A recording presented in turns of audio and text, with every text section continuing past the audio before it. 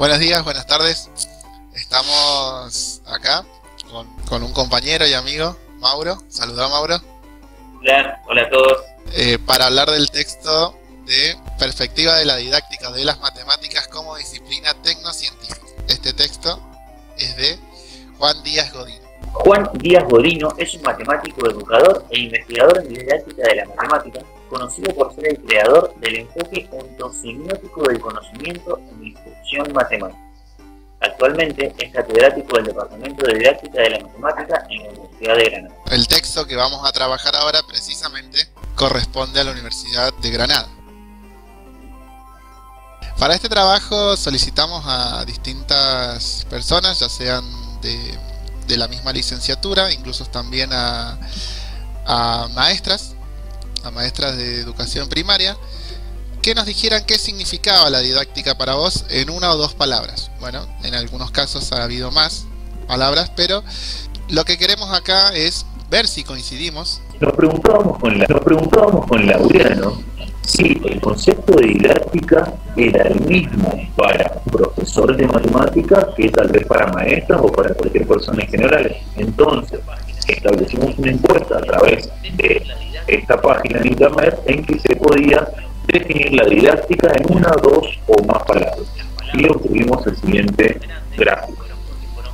Las palabras que están más grandes fueron porque fueron mencionadas, las palabras que se ven por mayor tamaño son las que han sido mencionadas más veces, y las palabras más pequeñas, como podemos ver, han mencionado una o pocas veces. La palabra enseñanza es la que está más centrada y la que más resuena dentro de nuestro ámbito educativo. ¿Qué pensás, Mauro?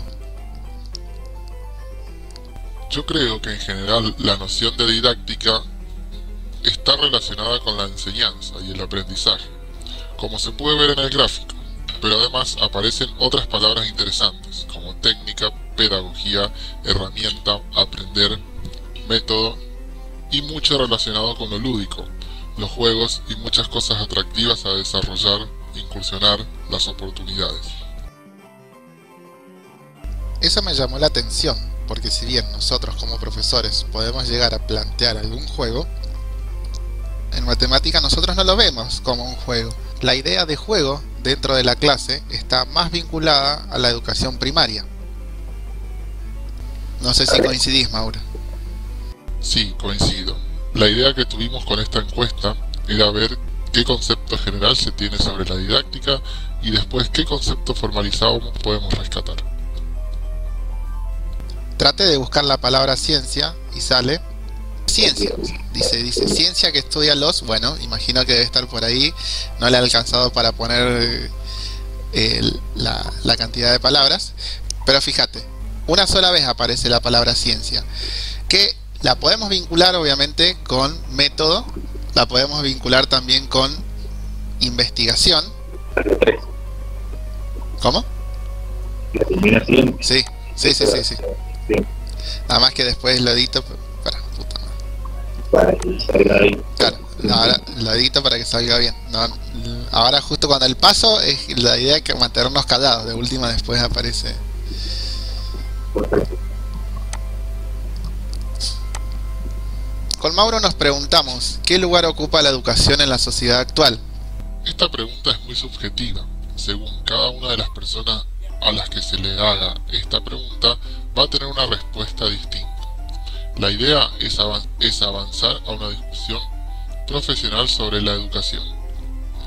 A la hora de presentar esta clase a futuros profesores, la idea de este momento es que se establezcan discusiones del tipo de ¿qué lugar ocupa la educación en la sociedad?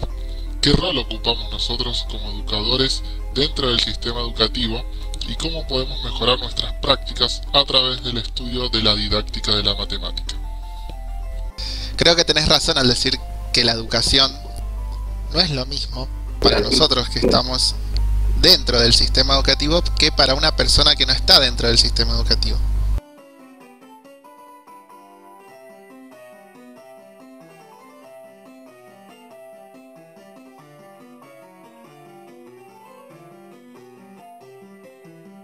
Bien, dejando un poco de lado lo anterior, vamos a empezar a desarrollar esto que llamamos didáctica de la matemática o educación matemática.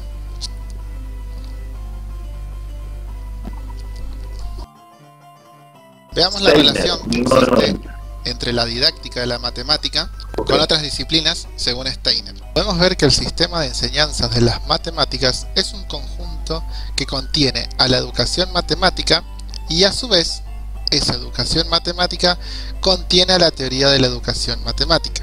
Y podemos ver que por afuera las relaciona con otras disciplinas. Estas disciplinas pueden ser la matemática en sí, la epistemología y filosofía de las matemáticas, la psicología, la lingüística, etc.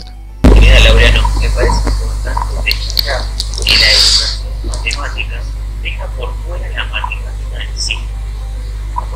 ¿Por qué crees que deja por fuera la matemática? La educación matemática hace referencia a una ciencia social, diferenciándose de una ciencia formal. Esta ciencia formal está por afuera del sistema de enseñanza. Si bien utilizamos conceptos matemáticos para enseñar la matemática, la educación matemática no contiene la matemática en sí.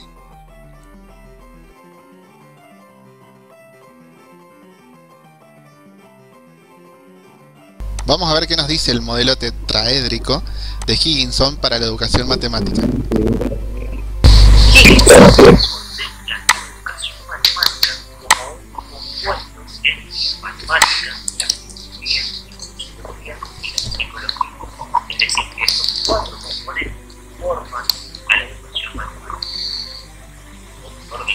Dentro de la educación matemática vamos a encontrar 4 componentes. Si lo vemos, es diferente al esquema anterior. En el modelo de Higginson, la educación matemática está formada por estas disciplinas. En cambio, en el modelo de Steiner, se relacionan entre sí, pero no están directamente conectadas con la educación matemática.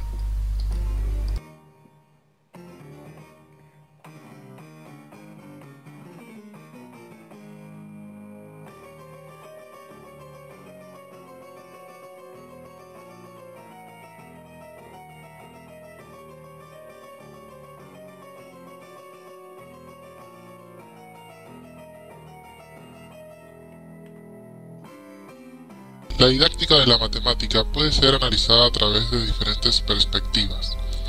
Las más importantes son las que estamos viendo acá, pero no son las únicas que hay.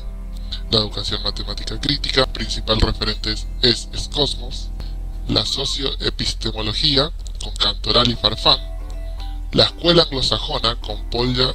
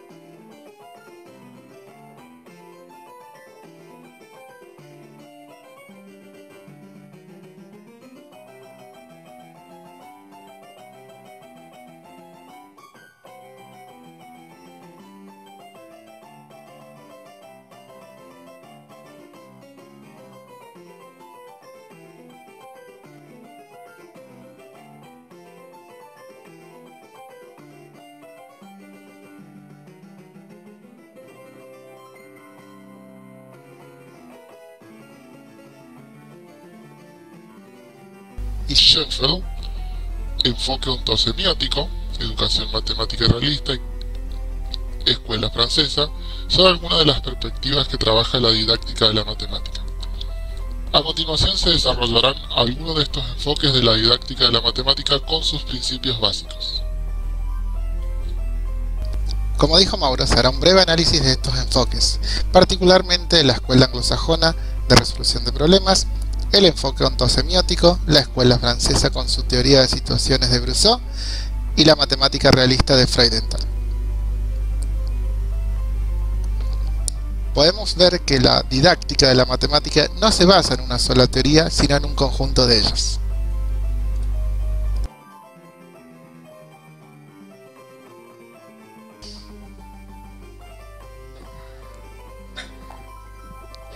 Basta. Empecemos con la resolución de problemas y modelización. Es una teoría de la escuela anglosajona. Existe una persona o un grupo de personas que han de resolver un problema. Existe un punto de partida y una meta a realizar.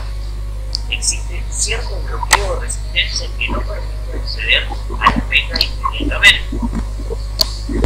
Por otro lado, tenemos que considerar la motivación que el estudiante siente al resolver la actividad y las herramientas matemáticas y el desafío que se presenta a él. Bien, son un conjunto de características que a la hora de resolver el problema nos pueden jugar a favor o en contra. Veamos los siguientes ejemplos. Tenemos una función posición respecto del tiempo. Debemos calcular cuándo la partícula alcanza una velocidad de 5 metros por segundo y cuándo es cero la aceleración. A nuestro nivel es un problema relativamente sencillo de resolver. ¿Cómo la resolverías, Mauro? Y dada la función posición con respecto al tiempo, deberíamos calcular las derivadas sucesivas, la primera derivada a la velocidad y la segunda a la aceleración, y reemplazar en los elementos que tienen. Perfecto. Acá vos tenés las herramientas para poder resolver este problema. Ahora veamos el siguiente problema.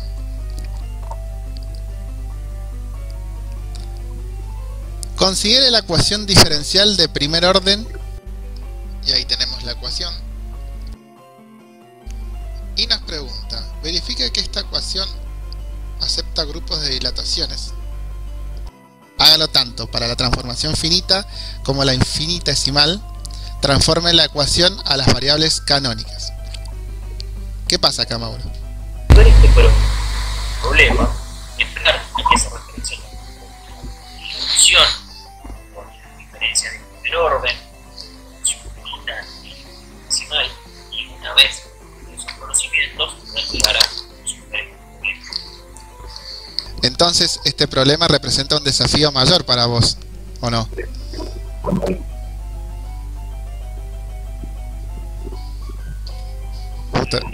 Este problema presenta una resistencia que no me permite acceder a la resolución inmediatamente, sino que tendré que hacer una investigación sobre los conceptos para llegar a resolver.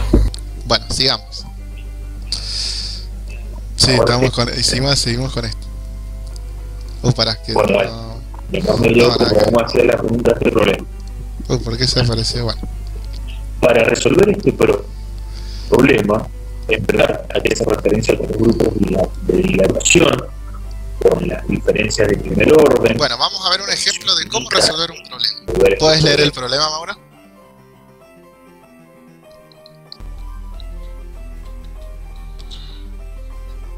El problema plantea lo siguiente: indicar de cuántas formas pueden sentarse 10 personas en 10 butacas alineadas de una fila de un cine. En este caso, un sujeto puede simplificar el problema, planteando un número menor de personas y butacas. En ese caso, podría representar mediante un esquema la situación y entendería la forma en la que podría contar en el caso general. Para llegar a Si te resolver. fijas, Mauro, tenemos 3 butacas. De alguna manera simplificando ese problema, llevándolo a un número menor. Aquí se ha utilizado un esquema y se ha recurrido a una forma de simbolizar las personas. Este tipo de estrategias que se pueden utilizar para resolver este problema se llaman heurísticas. Y Polya lo define como el estudio de medios y métodos de la resolución de problemas. Además, Polya ha modelizado el proceso de resolución de problemas estableciendo 4 etapas. La primera, comprender el problema. Una vez que lo comprendemos, debemos concebir un plan. Luego, ese plan debe ser ejecutado y por último, debemos verificar esa solución obtenida.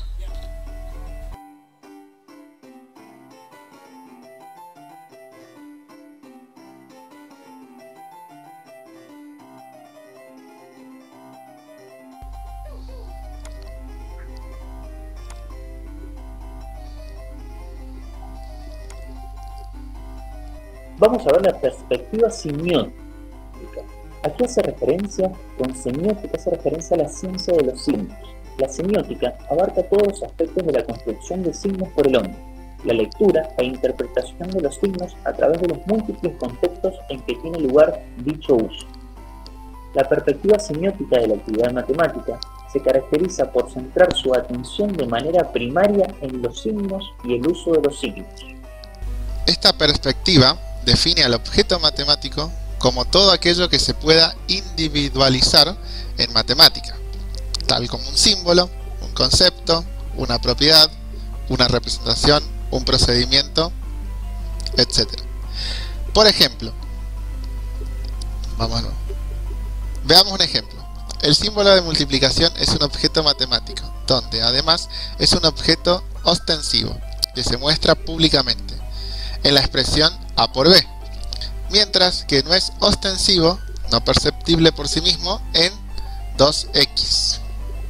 Este enfoque semiótico se analiza a través de sistemas semióticos, es decir, los signos y su uso solo se pueden comprender como partes de sistemas más complejos, los sistemas semióticos, los cuales comprenden 3 componentes fundamentales.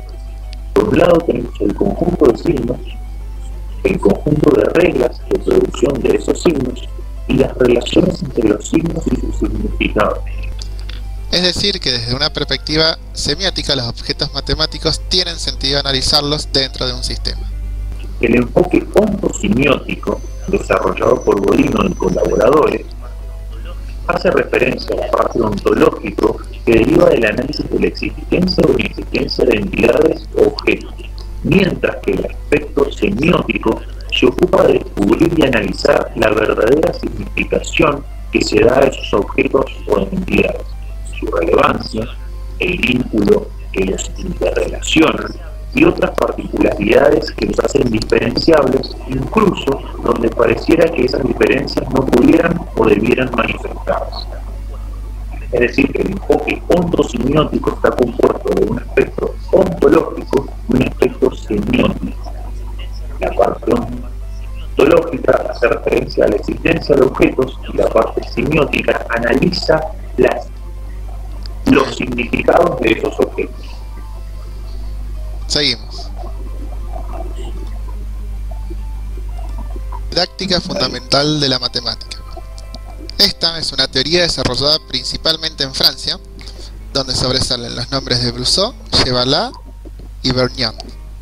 Para Chevalard, el objeto principal de estudio de la didáctica de la matemática está constituido por los diferentes tipos de sistemas didácticos, formados por los subsistemas, enseñantes, alumnos y saber enseñado. Ahora Mauro nos va a hablar un poco de la teoría de situaciones de Brousseau. En la teoría de situaciones didácticas, uno de los conceptos más importantes a tener en cuenta son los de situación didáctica y situación adidáctica. Brousseau indica que la situación didáctica es toda situación que diseña el docente con la finalidad de enseñar algo. Un conjunto de relaciones establecidas entre un alumno, un cierto medio y un sistema educativo. Noten que en esta definición aparece la palabra medio. Para Brousseau, el medio está incluido en la situación didáctica que contiene los problemas que el docente le presenta a los alumnos. Es decir, Mauro, que la situación didáctica se da en toda clase, ¿cierto? Donde el docente tiene la intención de enseñar algo en los alumnos.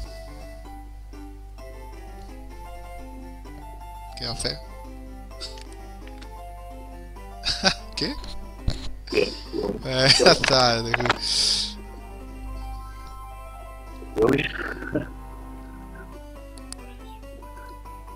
Bueno. Ahí vos tendrías que decir algo, no sé si a diferencia. Bueno, vos la enganchas siempre.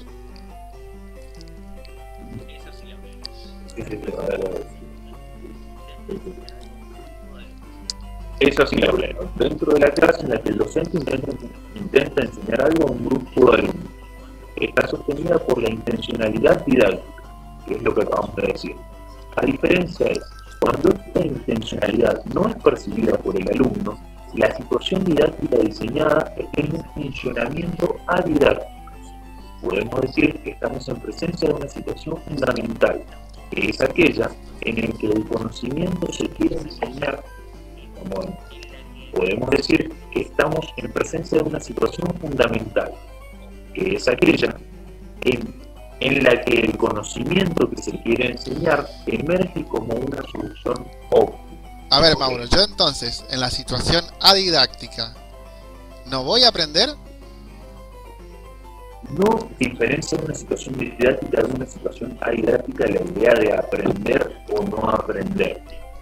La diferencia está en que una situación didáctica es toda intención de enseñar, y una situación adidáctica puede considerarse dentro de situaciones didácticas en la que el alumno no percibe de antemano cuál es el conocimiento que se va a alcanzar, sino que se logra a través de un trabajo matemático activo que hace. Perfecto. Que emerge un contenido matemático.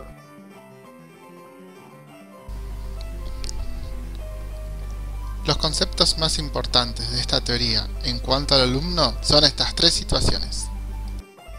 Situación de acción, en donde el alumno debe actuar sobre un problema, explorar, movilizar esos conocimientos que tiene para reorganizarlos y poder interpretarlos. Tenemos también la situación de formulación. El alumno elabora conjeturas en base a las acciones realizadas sobre el problema y necesita comunicarlas.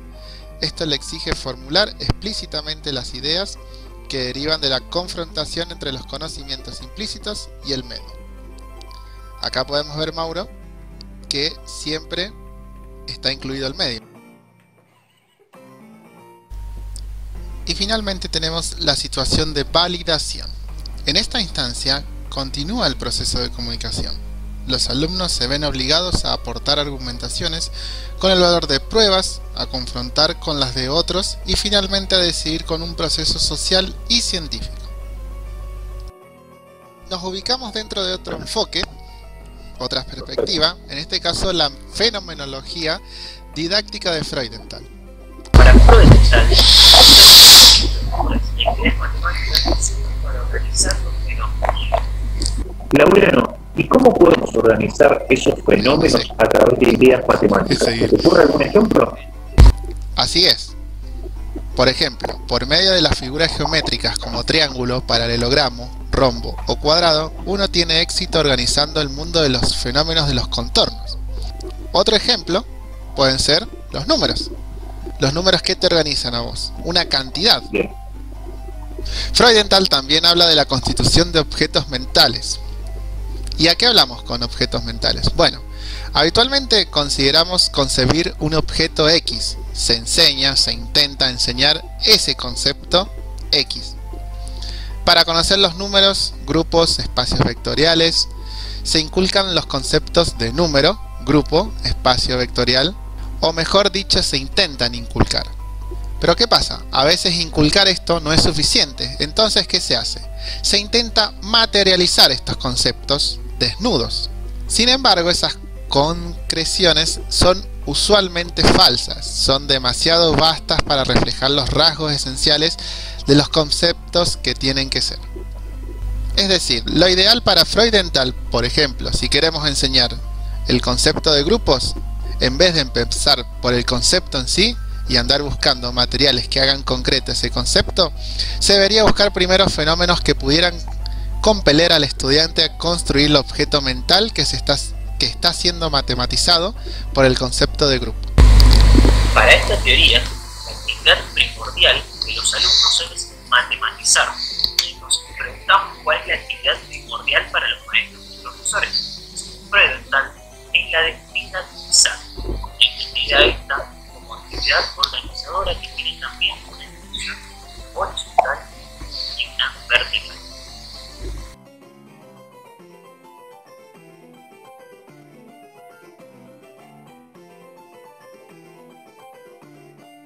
De esto habla Freudenthal, de la matematización vertical y horizontal. Empecemos por la situacional. En el nivel situacional, la situación problemática se organiza por medio de estrategias que surgen espontáneamente de la misma. Básicamente es una situación en un contexto dado. Después tenemos en el nivel referencial, donde nos aparece el modelo de, aparecen los modelos gráficos, notaciones y procedimientos que esquematizan el problema. Pero estos se refieren de un modo u otro a la situación particular de ese problema. Es decir, que en el plano referencial todavía estamos en una situación inicial con el complejo que Exactamente. Lo que hacemos es utilizar diferentes herramientas para tratar de resolver ese problema. El modelo para se llega a través de la exploración, reflexión y generalización de lo aparecido en el nivel anterior, distanciándose de toda referencia al contexto. Es decir, que al llegar a este nivel ya descontextualizamos la situación inicial y la llevamos a un plano general. Y finalmente en el nivel formal se trabaja con procedimientos y notaciones generales y convencionales desligada de los contextos y situaciones que le otorgaron su significado inicial, quedando abierta la posibilidad de retornar a los mismos si fuera necesario. De esa manera es como funciona la matematización vertical y horizontal a la que hace referencia Freudenthal cuando el alumno tiene que matematizar.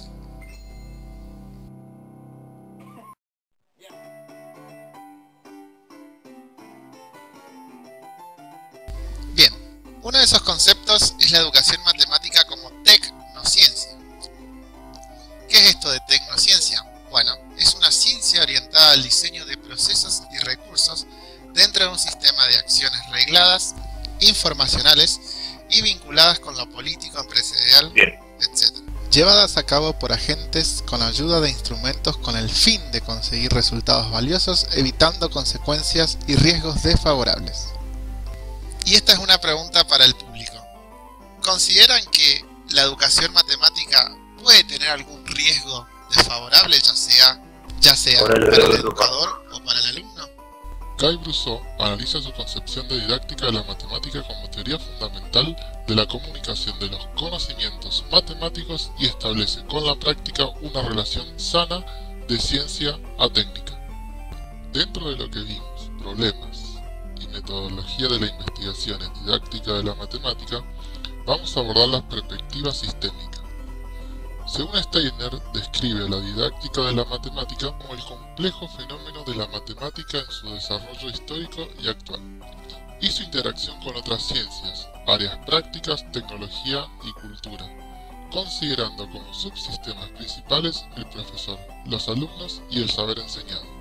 Siguiendo con este hilo respecto de la investigación y las concepciones de didáctica de la matemática y problemas de investigación, Chevallard nos dice lo siguiente. El verdadero objetivo de la didáctica es la construcción de una teoría de los procesos didácticos, que nos proporcione dominio práctico sobre los fenómenos de la clase.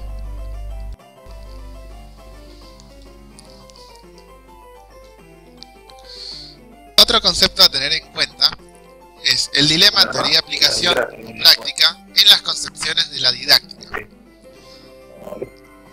Y tomamos de referencia una frase de Freudenthal, donde dice: desconfío fuertemente de las teorías generales del aprendizaje, incluso si su validez se restringe al dominio cognitivo. Vimos que Freudenthal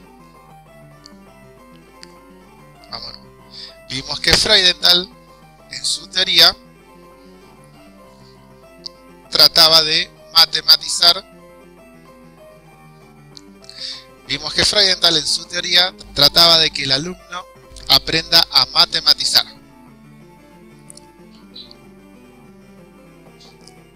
Sigue diciendo que la matemática es diferente. Una de las consecuencias es que no hay en otros campos un equivalente didáctico a la invención guiada. Diferencia la didáctica de la matemática del resto de las didácticas. Esto es lo que hace Freudenthal.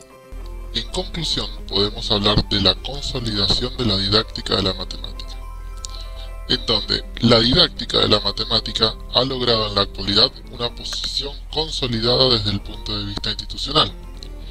Existe una gran confusión en las agendas de investigación y en los marcos teóricos y metodológicos disponibles, situación propia de una disciplina emergente, una disciplina nueva. Existe un divorcio muy fuerte entre la investigación científica que se está desarrollando en el ámbito académico y su aplicación práctica a la mejora de la enseñanza de las matemáticas. Es importante esto que decís, Mauro, de que es una ciencia emergente, ya que no hay una manera exacta y certera de aprender o enseñar. Muchas gracias.